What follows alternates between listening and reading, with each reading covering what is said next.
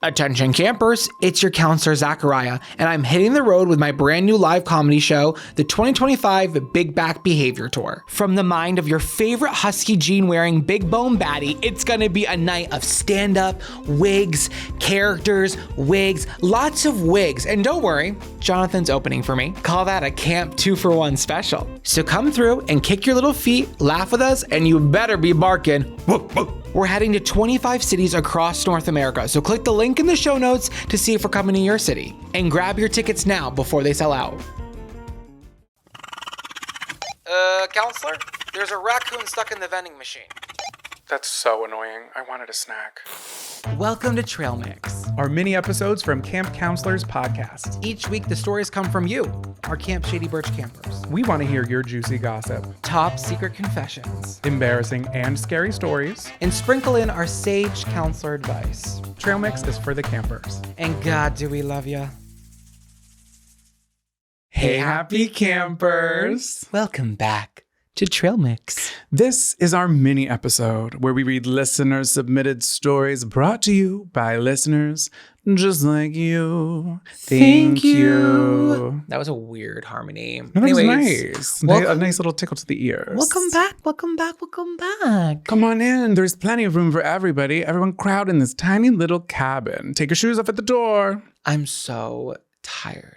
You are exhausted. You don't look exhausted. So that's a compliment. You're welcome in advance. Thank you so much. I did get some sleep last night, but I'm still running low because yesterday I woke up at 3 o'clock in the morning because I am the son of the year. Let's hear it for the son of the year. And I drove my butt 45 minutes to my parents' house and then brought them an hour and a half to the airport in Boston. I spent 3 hours, a little bit more than 3 hours in a car before 7 a.m. yesterday morning. For my dad's 60th birthday back in March, I planned a whole trip to Florida for my parents in September because I figured they had a busy spring and I thought we could put it on the calendar. So I surprised them with a trip to Florida and the day had finally come and I was they live far in the country over here and it's can't really get Ubers. So you cannot. Not where they live. So I was I don't know. I didn't want to hire a company and I was so paranoid that I couldn't get someone there to pick them up that I was I'm just going to pick them up. I'm going to bring them to the airport. I coordinated this trip. They're super excited about it. So I'll bring them to the airport. But I was so nervous. I was going to oversleep. And I was imagine they missed their flight for this trip that they've been looking forward to for months. And they're so excited.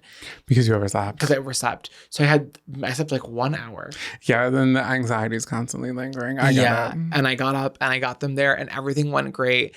And it was so funny because my parents were so cute and they were so excited to go.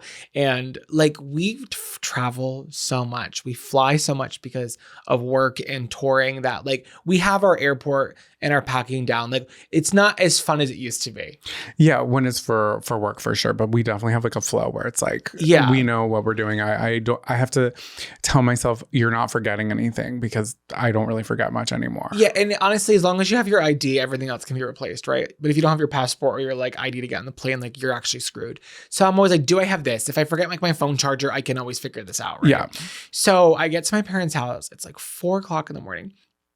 And they're the lights are all on and they're running around and I got there a little early. You can see them in all their windows outside. I could. And I got there a little early because I was once again so nervous that I wasn't going to be there on time. So my mom was still doing her makeup in her bathroom and I could see her and she's brushing her face with her makeup. And my dad's your mom's still doing her face. And I'm it's okay. I'm here early. But I left all my doors open because I was trying to be a good chauffeur to put the bags in. Simply 6 moths. dollar-sized moths are in my car. And I'm now I'm pissed. And it's 4:15 in the morning and I'm swiping moths out of my car. Oh my God, did they fly out or are they still in there? My dad actually, when he got in, he literally Crocodile Dundee'd it. Or he just clapped on them? Not even that, but he no, what's the guy? Steve Irwin. He palmed one and then let it go. He was just animal whisperer in that moment. Yeah. Not me being did he destroy? So I bring him to the airport and I'm basically telling them okay, so my dad has his real ID, my mom has her passport. And I'm like, when you go there, put your little like confirmation code in. They're going to print your boarding passes. My parents have not flown since I think 2017. Things have changed. My mom went to Europe with my sister like a couple years ago, but my sister was with her and she told her everything to do. So they were going to have to navigate the airport themselves, and like things have changed. But I was like, I prepaid for their bag. So I was like, make sure you don't pay for it. So we pull up to the airport. And it was very busy in Boston at like, because we got there at like 5:45. I dropped off at the airport. What a nightmare. I'm sorry. But it was very busy. It was all corporate people, like all people, like business people.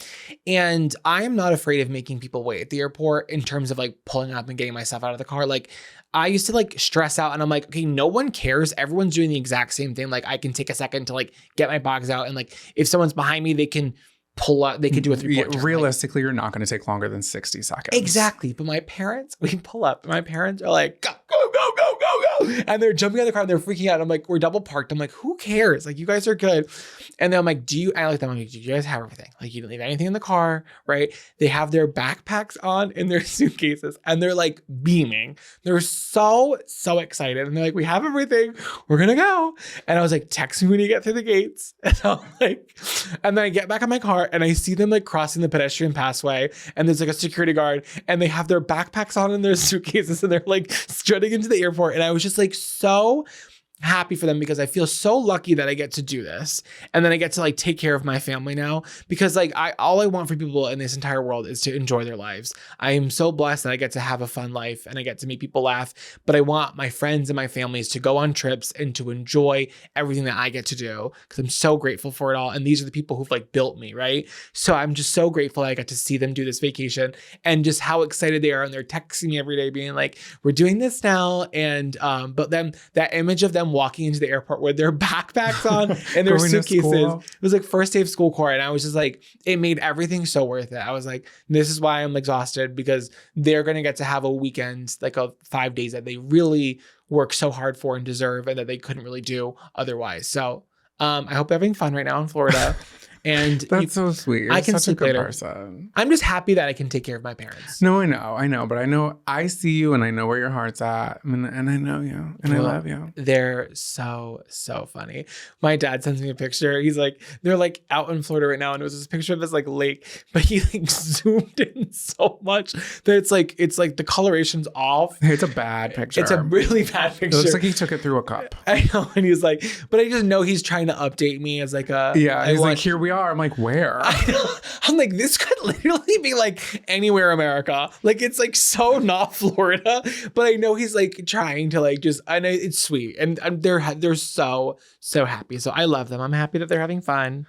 I hope they're having a blast in a glass. Well, you guys have made this episode exciting because you wrote in, and the stories that we have this week are so fun, so sassy, so trail mix. Jonathan, should we get into today's episode? Let's get into today's episode. I've got a story about a camper who wants one-on-one time with her best friend, but keeps finding their girlfriend tagging along. A story about a camper who turned Facebook sleuthing into a full-on wedding expose. And a truly scary story about a camper's mom who woke up in the middle of the night to sounds coming from down the hall. Let's get into it. Are we qualified to be giving advice? No. Are we going to do it anyway? Absolutely. Welcome back to Dear Counselors. Now, if you find yourself in a tizzy or a bit of a conundrum, if you will, you need advice, you need guidance, you need counseling. Look no further. You can send us in your inquiry or question or need for advice at campcounselors.com or send us an email, campcounselorspod@gmail.com. Okay, this camper needs our help. They write in, "Hi, counselors. I love you guys so much, and you guys truly make the world brighter." Oh, love you. I know, right? I'm writing in for the gift of your counsel. One of my best friends came out a few years ago, which I truly love for her. And I am so happy that she is living her truth right now. We live states apart, so I usually fly to her once or twice a year and vice versa. She's been in a relationship for about 2 years now, and I love her girlfriend. The obstacle I have is that ever since they've been together, I have not had alone time with my friend. Every single time the girlfriend tags along, I cannot think of a way to tell her that just because she's a woman doesn't mean she gets a pass to always be included for girl time. To me, it's the equivalent of bringing my husband everywhere we go for a girls' trip. Help. Your guidance will arrive straight to cabin Viiv. Okay. A bit of an interesting situation that we have found ourselves in here on this very day. So this kind of coincides with a little bit today. Yeah, like I'm your girl, okay? Yeah. Because I am a girl's girl. Yeah. I love Jonathan so much, but I put that boundary up so quick, and so do all of my friends. No, but you also know that I would never want to be that, because especially moving here, like, of course we do like so much together, and I love you and I love spending time with you and I love your friends. And I really like do enjoy hanging out with them, but I am so aware that you guys have your friendship that you've had since high school. And I'm not going to like tag along to every single situation that you guys go on. It's time and place. And it's very much that. And we're good at that. Yeah. We're really good at this. Yeah. And you are going out with your friends from high school tonight, and you guys are all hanging out.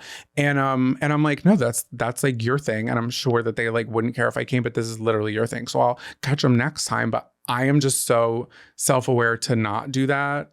And just because I am the gay one, I'm not going to be this really is very relevant to us.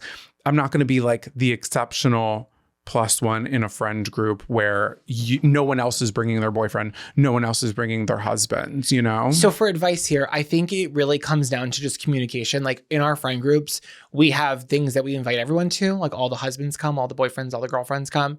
And then we have just friend time. And every time we have plans, it's kind of like spoken really early. Like it's very understood from the jump. What situation it is, yeah. Which is which, right? And like when there's a wedding or a big birthday party, right? Like when it's a big kind of gathering, obviously everyone's invited, but it's really important to maintain friendships with people and just have these one-on-one dinners, like little activities. Like not everyone needs to go to everything in terms of like the plus ones and like the significant others, because you have to protect your friendships. Clearly, this person, your friend, is not understanding that. And you're so valid in that, right? That you don't want the girlfriend there. Not that you don't like her, but like, we need girl time. So you got to say that. You just got to be like, hey, can this just be us? I just want girl time. And that's as simple as that. Why would they be offended? No, here's the thing. Yeah, I think this is like, possibly, I don't know them obviously, but I don't know how this person would react, that being the friend. But I think what makes it a little more complicated is the fact that it is out of state. So do you plan on saying like, hey, when you come to fly to visit me, don't bring your girlfriend? Or are you saying, hey, when I come to visit you, I would love if we could go out and have a night when I'm on your turf where it's just you and me. I feel like that would be easier, you know? I think it's really like, if this is a close friend, which it is, right? You can just say that. And it's honestly like, it's not that you don't like the girlfriend. It's just that you want just your friend time. And I think it's kind of an honor as a friend to like be wanted in that way, where it's like, I want you because I just want you. And I think I think you might be overthinking it a little bit. I think trust your gut and know that your friendship is strong enough to have that conversation. It's really, and you're saying it from a place where you don't not like the other person. It's just that you want your own time. So just be honest and say next time this kind of comes up, being like, okay, I just want to make sure that it's just us for at least a part of it, because I just want to spend time with you. That's so valid. Good luck, camper. We love you. Camp counselors will be right back after these short messages. This episode is brought to you in part by Liquid IV. So here's the deal, campers. My brain, it's still in pool noodle mode, okay? But my calendar, she is in full back to school mode. Ugh, as if. That's why I have been reaching for Liquid IV's new energy multiplier, sugar-free hydrating energy. Lately, it has been the only thing helping me transition from summer shenanigans to fall productivity without the crash. No jitters, no sugar, just clean hydration and energy that actually lasts. You already know the deal. Just one stick mixed with 16 ounces of water hydrates better than water alone, thanks to their Live Hydroscience blend. That means optimized electrolytes, essential vitamins, and clinically tested nutrients that turn my boring water into extraordinary hydration. We're talking support for energy, focus, mood, and even social stamina. Plus, it's vegan, non-GMO, gluten-free, soy-free, and delicious. I keep a couple of sticks right at my desk because they're so easy. Tear, pour, and suddenly I'm back in the game. My current favorite is the Lemon Ginger Hydration Multiplier Plus Energy. It gives me such a boost of energy and it tastes so good. Ditch the glitch with zero sugar and zero crash from Liquid IV. Tear, pour, live more. Go to liquidiv.com and get 20% off your first order with code CAMP at checkout. That's 20% off your first order with code CAMP at liquidiv.com.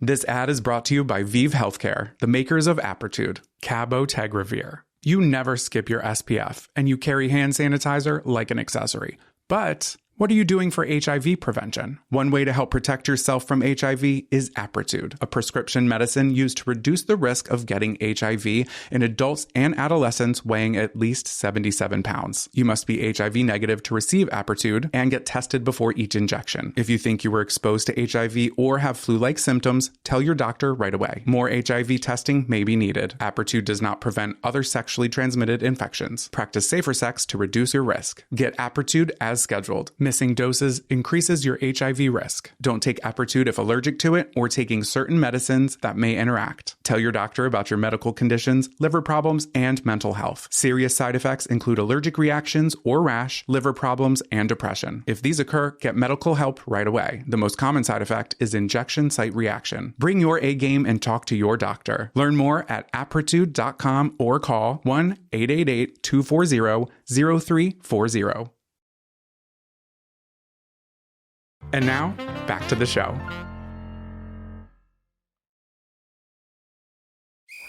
Get out of the water and onto the dock. You're not going to believe what I just heard. Welcome back to Gossip Doc. Oh, I'm thirsty. I need that tea. Not hot. Actually, Piping hot. But I want it iced, truly. When it comes to tea, I agree. Get that stitch on a pillow.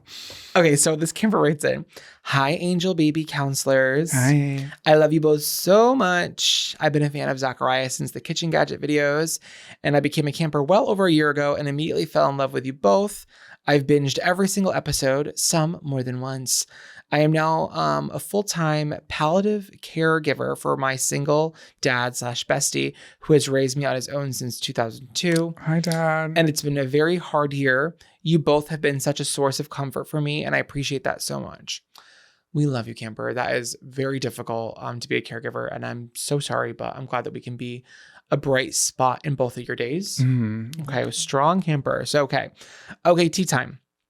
Gather round, campers and counselors, and let me tell you the tale of the man who was such an unhinged, soulless fuckboy that I am still recovering years later. The year was 2022. I was newly single and ready to mingle after a dramatic and regretful rebound relationship. I worked in retail and managed a section of the store, and there was a product rep who would come in weekly to deliver for their small brand. We would chat, nothing more, until one day he asked me out for coffee. I was floored, as I had forgotten that asking people out in person and not on an app existed, and happily accepted. We exchanged info and Instagrams and went from there. We went on a couple dates, had a steamy hookup or two, but I quickly realized that he was a trust fund kid from a suburb outside of Toronto. He drank a lot, and I'm proudly 6 years clean and sober, and that we had nothing in common. The romantic part fizzled, but we got along well and decided to just be friends. We chatted every other day, sent memes, articles, songs, friend stuff. 6 months or so goes by. I'm scrolling on Facebook and see a post from the Are We Dating the Same Guy page. It was a picture of the fuckboy. Let's call him FB. And the woman was asking if anyone knew him. FB had taken her on 2 dates, but then she was told by a friend's friend that that they actually worked with FB and that he had time off booked this summer for his wedding. Oh, so he's committed. Yes. And literally just dating people. Yeah. So our camper says my stomach dropped into my ass and there is no way in hell FB is engaged. We talked all the time and I am on all of his personal social media. There is no women in sight. I opened IG to our thread and asked him point blank, "Hey, I want to debunk a rumor. Are you engaged?" To which he replied, "Yes, I am. I wanted to tell you." Oh, first off, if he wanted to tell you, you would have. Second off, you nasty, dirty dog. And third off, I'm like, well, is it a good thing that he didn't deny it? I'm just looking for something shiny in the rubble here. We're not giving him credit where there's no credit due. So I lost my shit. I tried to call him, but he declined them because he was in their shared home. I was confused, angry, upset, and honestly sad for his fiance. I had to find this woman and let her know who she was about to marry. So our camper was chatting online with the woman who posted on the Facebook page, and let's call her Sally. They were brainstorming to see how to let this poor woman know. They had no info on her at all, and it had dawned on them, what do rich kids always do? So our camper writes, engagement announcements. I was just gonna say either engagement announcements or like the wedding info. You type in that first and last name, and the not.org, they love to have Zolo. that thing. Yeah, they love to have it up for like the next 5 years. Yeah, and Jody and I especially. Honestly, oh my you God, can wait. look up anyone's. Today is April and Michael's their anniversary, and their thing is still up. Their website is still up. April, did you know that? Are you paying for that monthly? You should check on that. That's true. All campers, if your wedding website's still up, cancel that subscription. So our camper Googled his first and last name with engagement and was led straight to the wedding website. For conciseness' sake, let me break down into points all of the things I found out over the next week. Okay, I've got my notepad out. FB had indeed been in a relationship for 6 years with the same woman. The Friday before the long weekend that he asked me out is the same weekend he proposed to his girlfriend at his family's cottage. He was on at least 6 dating apps, talking to multiple women, dating several. We had over 40 screenshots, most of them were X-rated, of messages exchanged between FB, exposing him as the cheating asshole he is. He once sent me these professional photos of him, think of like a business headshot style, which I found out were actually just solo photos of himself from his engagement photo shoot. Oh my God, that is diabolically evil. It's like, you know where those photos are from and what you were feeling in that moment about getting engaged to this woman, and you're literally sending that. What is wrong with some people? Okay, and then he was getting married in less than 2 months. So it's still actively happening, right? So we now had the fiance's Instagram, and Sally was about to message her with the news and the screenshots. Sally gently let the fiance know everything that was going on. The fiance asked if anything physical happened between us and FB. Sally said yes, it was physical, and then the girl blocked them, the fiance. Oh no. Sally and I were blocked from FB and his fiance on everything. Breaks my heart that she wouldn't stand up for herself, but maybe she's just in it for the trust fund bag, to which I say, girl, get it, no prenup. Now, counselors, before I end the saga, I do have a small confession. This is Gossip Doc after all, so I'll step my foot into the nearest confession canoe. At this time, I had an abandoned Finsta account, like a fake Instagram, with which I watched the fiance's Instagram stories on her big day. FB said in his vows to her that he would, quote, strive to make her the best version of herself. Oh God. Hello. That's like Angelina for sure.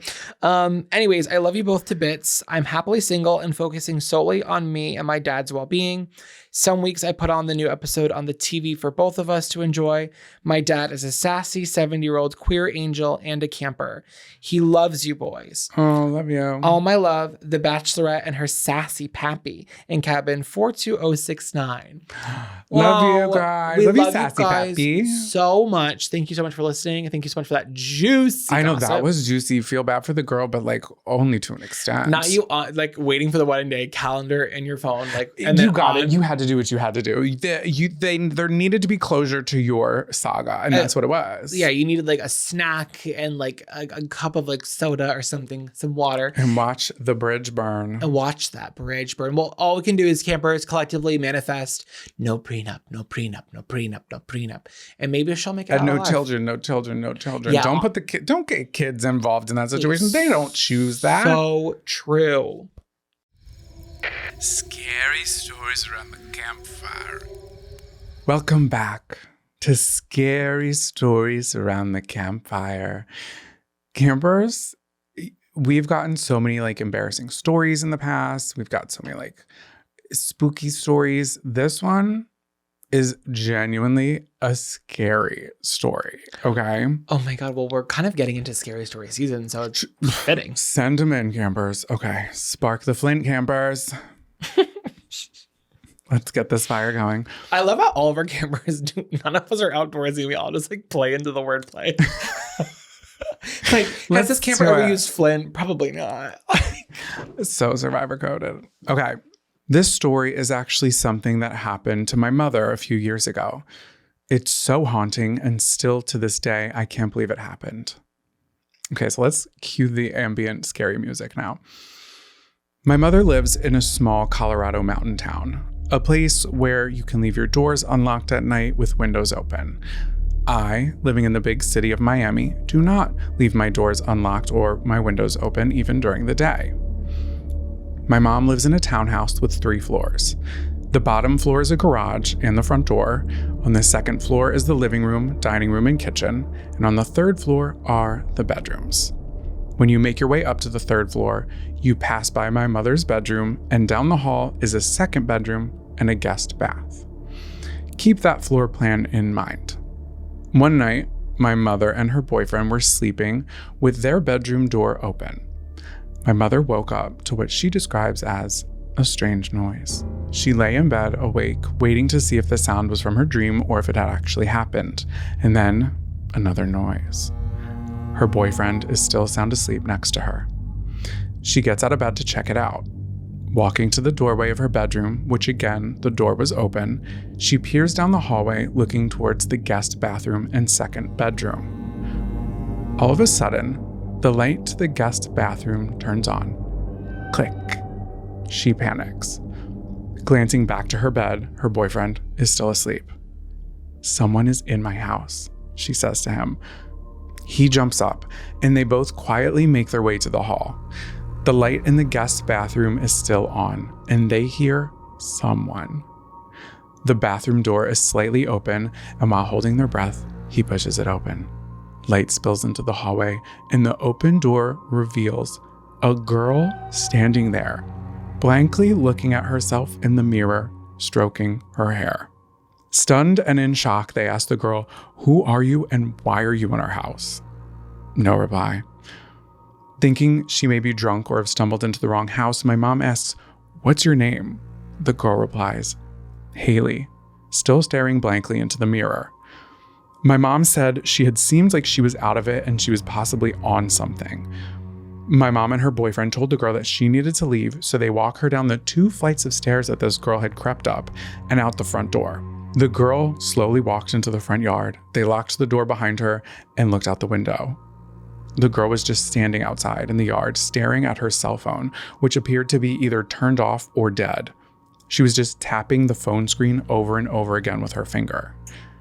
My mom, who was a nurse and at this point had raised 2 teenage daughters into adulthood, felt bad for the girl, opens the front door again and asks, "Do you need a ride home?" The girlfriend looked up from her phone and said, "Okay." The girl accepted, and in the end, it seems like she was staying at one of those homes that were for troubled teens. What's so scary to me is that this girl opened my mom's front door, walked up 2 flights of stairs, past my mom's bedroom door, which again was wide open, and down the hall.